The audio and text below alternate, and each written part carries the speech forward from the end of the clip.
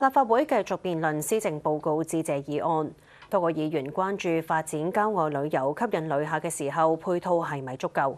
政府話國慶黃金週有超過140萬內地旅客，遍佈唔同景點，有信心全年達到4900萬訪港旅客人次嘅目標。陳佩彤報導。施政報告致謝議案辯論踏入第二日，國慶黃金週啱啱結束，唔少內地旅客到訪郊外景點。多名議員都關注配套係唔係足夠。